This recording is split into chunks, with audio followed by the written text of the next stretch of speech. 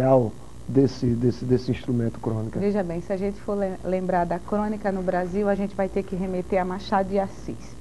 Machado de Assis começou com o Senhor Semana, né, onde ele tratava dos personagens, ele não se identificava como Machado, é claro, o pseudônimo Senhor Semana, e ele tratava disso, do pitoresco, nas ruas do Rio de Janeiro, né? E ele falava da maçada brasileira, já naquela época, né, das calçadas, dos buracos, né? Então não deixava de ser um teor jornalístico ali. Então a crônica sempre foi até mal vista até pelo jornalismo, porque ela tinha um teor crítico, ela tinha aquele teor de mostrar um pouco o fato, né? Brincando até com o título do seu programa, Fato e Versão, mas na verdade a crônica ela estava sempre presente nos jornais, né? Até hoje em dia ela é estudada como uma parte literária muito profunda, né? Porque através dos personagens da crônica nos jornais, muitas situações já foram resolvidas, né? Problemas do dia a dia mesmo. Então, essa é a característica da crônica, apesar de ser matéria literária, ser uma matéria literária inserida dentro de um jornalismo. O que deixa ela ser crescente sempre, né?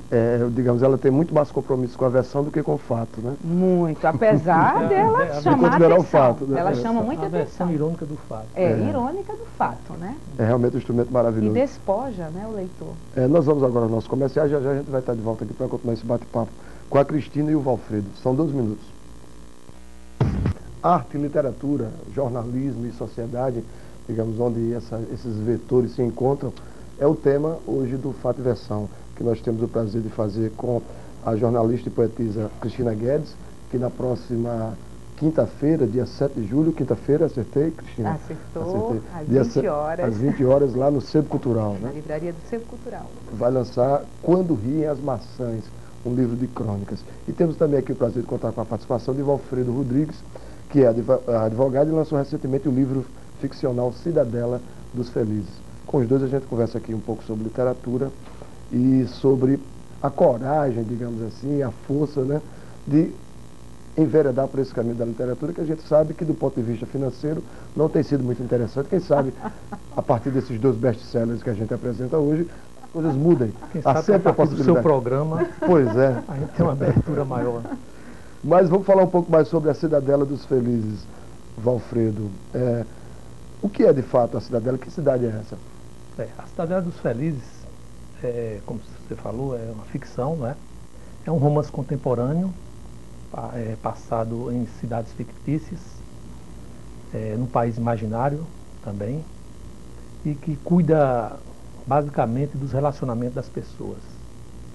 Então, as pessoas sempre perguntam, mas o que é que significa a Cidadela dos Felizes? Eu digo, é o passo do amor caótico para o amor glorioso.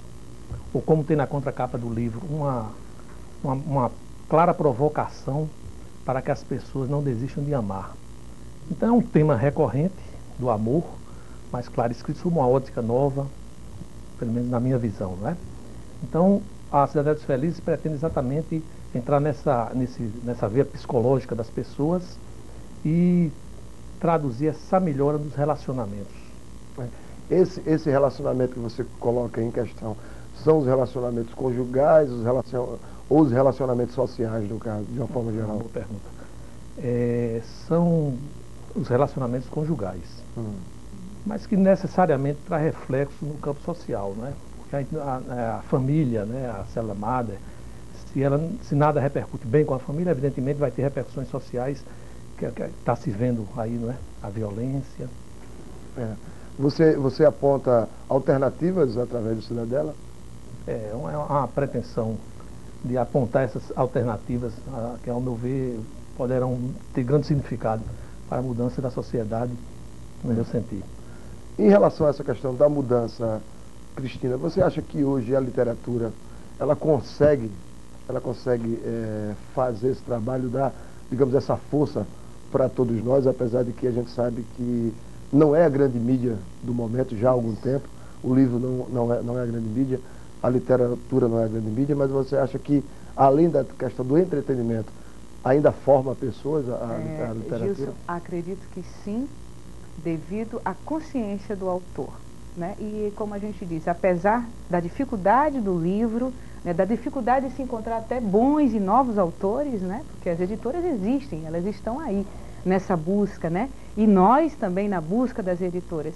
Eu acredito que sim, o livro ainda é um motivo de discernimento, de entendimento e de compreensão. E ajuda muito, não só a questão social, mas a questão de dimensão crítica também. E tudo é permeado, Gilson, pela consciência do autor. Um livro pode transformar uma vida. Um livro tem certos livros que transformam a nossa infância, né? Monteiro Lobato, né? A gente passou por Monteiro Lobato, não vai esquecer. E daí se segue, né? Na literatura, se a gente for para o campo da poesia, né? A gente vai, hoje, se a gente fosse contar em termos de números, né, Valfredo?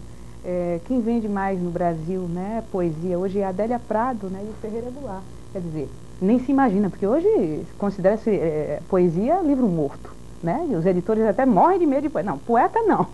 Tudo menos poeta. E a crônica ainda está aí, né? O Valfredo com o romance, ele sabe, tem mercado, sim. O romancista hoje no Brasil tem muito mais mercado que há 20 anos atrás.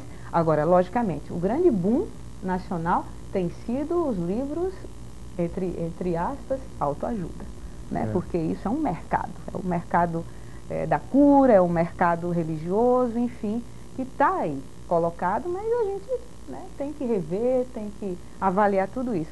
Mas eu continuo dizendo, Gilson, o livro sim é capaz de chegar lá, naquele cantinho que ninguém foi, o autor aponta. Ele é um médico. Você ia falar alguma coisa, Valfredo? Não, eu acredito exatamente, colaborando com ela, eu pelo menos acredito que o escritor ele deve modificar determinados componentes sociais. Eu acho que é muito importante isso. Eu pelo menos escrevo assim. Eu escrevo uma certa influência de querer modificar. Não sei se é aquele sonho infantil que continua me perseguindo sempre. Embora, claro, tem segmentos vários, né? Lógico. Quem faz, por exemplo, um determinado livro... Não, mas um livro mesmo de poesia, ele consegue transformar as pessoas. Depende da sensibilidade de quem lê, não é?